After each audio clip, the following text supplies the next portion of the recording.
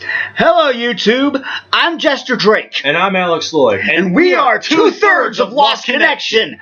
I am the bass player. And I am one of two guitarists. Yes, there was two guitar players. Unfortunately, John's kid couldn't make it today. He's in college.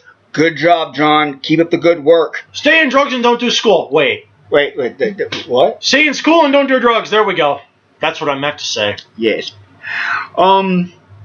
Well, we wanted to make this video to explain our influences and everything. And maybe we'll be able to get John to do a video like this too. I think that'd be really cool. Yeah. Basically, I'm not going to mention all my influences, but my main influence, I would have to say, would be Queen. As far as vocals are concerned, my vocal influences, Queen, Freddie Mercury, John Deacon, major influence. Well, with bass influences, it's a toss-up between John Deacon and John Young from Dream Theater. John Deacon is the bass player of Queen. John Young is the bass player of Dream Theater. Vocals, like I said, big fan of Freddie Mercury style, as well as writing style. I'm a big Queen fan, and that what makes it so interesting with Lost Connection, because with the other guys, they like Queen, but me, I'm the big Queen aficionado. But when it comes to like Alex, he has other influences that inspire him. Now, my influences are more straight line.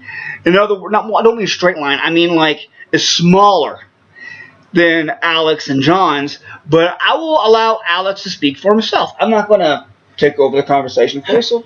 Thanks, appreciate it. Anyway, I'm Alex, and my influences as far as music go range from things like the blues, to punk, old school rock and roll. Heck, I will admit it on camera, sometimes I just like to sit down and listen to ABBA. I'm serious. ABBA is a great group, even though they weren't around for a terribly long time, maybe about a decade or so. I did not expect that. As far as songwriting goes, I think that's it. I think if you want to become a great songwriter, there's certain groups you have to listen to.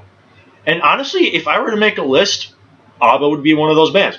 But the main band, my favorite band that I would have to put on that list, is the Beatles. I'm a huge Beatles fan. In fact, all three of us guys that are in Lost Connection now are Beatles fans. Yeah. I'm the biggest, not just because I'm the tallest, but I'm probably the biggest Beatles fan in the group. And I would say I've gained a lot of, as far as my songwriting influences go, I'll go there first. Then I'll talk about guitar and vocals after that. As far as songwriting, I've identified with a lot of John Lennon pieces over the years, specifically songs like "I'm a Loser," "You've Got to Hide Your Love Away," and even those are really just Lennon-fronted songs that were recorded by the Beatles. There's quite a few of them that I really like and enjoy, even some of Lennon's solo work, and there's one or two really good examples from that. Most notably the song "I'm Losing You," which was on Double Fantasy, the last album he released before his untimely death. Rest in peace, John Lennon. And as far as my other songwriting influences go, I've actually taken quite a bit of songwriting influence in style anyway from bands like Green Day and Blink-182, because we play the punk rock sort of stuff in Lost Connection, even though I guess that would be more pop punk than straight ahead punk rock. However, that just happens to be our specialty. I've also, as a songwriter, I've also related quite well to a lot of pieces written by Relient K. Relient K is one of my favorite pop punk bands. I'd easily put them in my top 5. Surrounded by a number of acts I guess I'll get into in a later video. And Relient K is more of a Christian pop punk band, and that's not a knock on them at all. In fact, I think it's a great thing that you can write about what you believe in, even with that kind of pace of music. Rock out with God in mind, basically. Yeah, exactly. You don't have to if you don't want to, but one of the things I really like about Matt Thiessen, if you listen to say the opening track on their debut album, it's called "Hello McFly."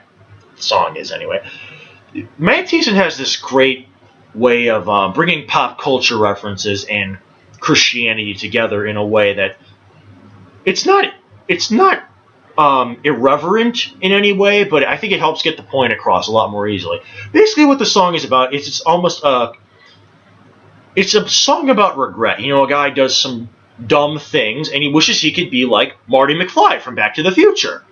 So he could go back. Yeah, so he could go back in time and undo the things that he's done. But he realizes somewhere during the course of the song that, even though he makes mistakes, there's room for forgiveness, and that, not just because time travel is not possible, but because you don't learn anything from, going back and undoing mistakes necessarily. What really counts is you learn from them, not that you can go back and undo them. Anyway, now, as far as guitar influences go, I'm in almost a completely different ballpark.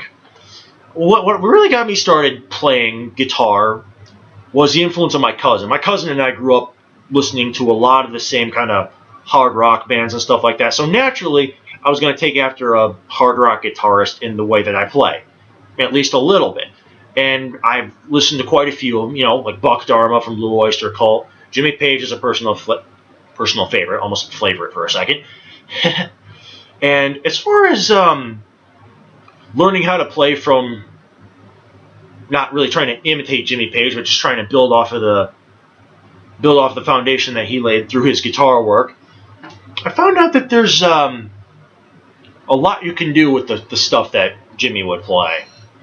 Jimmy used a lot of like pentatonic scales and major and minor and stuff like that, and he would find ways to mix them together to make his soloing more interesting. And I tried to do that. Not nearly as good as Mr. Jimmy Page, will never claim to be. But yeah, I would say that as far as guitar players go, Jimmy Page is definitely my biggest influence. Now, I've also taken influences from other places, such as, the guitar playing of Tom DeLonge from Blink-182 or Billy Joe Armstrong of Green Day. Even sometimes Ryan Mendez of Yellowcard lately has been more of a guitar influence on me. But my influences as far as guitar playing don't just stick to hard rock and pop punk.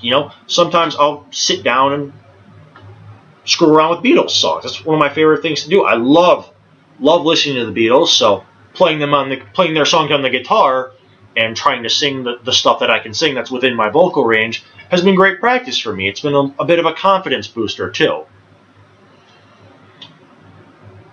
And as far as vocal influences go, to try to make this video as short and concise as possible, this will be my real last point before we wrap it up. I actually kind of got started singing because of Blink-182 as well. I was influenced a lot by the vocal stylings of Mark Hoppus, their bass player. And the thing that got me about that was that Mark sang at a range that I was comfortable singing with. Because before I was out of high school, I didn't really sing that much. I would on occasion, but I didn't think I was any good at it. I guess I was wrong about that, right, Justin? Very. He believes in me. This is what you want. I believe in him. I believe in him. And I believe in you too. But yes, the thing that got me into that was I started listening to a lot more Blink-182 during my senior year of high school. I mean, I'd listened to them before, and they were starting to become a bigger influence on me. But once I actually got out and bought the albums and started listening to the deeper cuts on their albums and stuff like that, it dawned on me, as I was listening to the stuff Mark Hoppus could sing, and later, once I got a little bit better, some of the stuff that Tom DeLonge sings I can do too. What really got me about Mark was, if especially on their older stuff where Mark's vocals aren't going terribly high for a baritone, it was really easy for me to sing the stuff that's in the lower baritone in the bass ranges. Basically, my speaking range, if you don't know what vocal ranges are or don't really have a clue where they kind of line up, for example, I would say I'm a baritone by strictest definition. Justin's more of a tenor. Yeah. Justin talks a little bit higher than I do, can sing a hell of a lot higher than I can, and that's awesome. It really helps harmonically within the group. Yeah, it does. Sometimes I can be a bass too. My voice can just go that low. But yeah, this is just kind of us being goofy. But yes, believe it or not, Blink-182 inspired me to try to actually learn how to sing.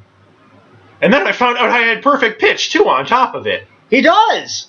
I do. He doesn't even need a guitar tuner. He'll just sit there and be like, and tune the guitar, and it's like. And it's giggity. Right. In case you haven't noticed, we kind of like Family Guy a lot. Yeah, yeah. We're a bunch of goofballs like that. Yes, indeed. But this has been Jester Drake. I'm Alex Lloyd, and maybe someday soon you'll see a video of our friend John's influences too. We are 2/3 of Lost Connection. Good night, and I don't. God bless. Stay sober. Stay sober.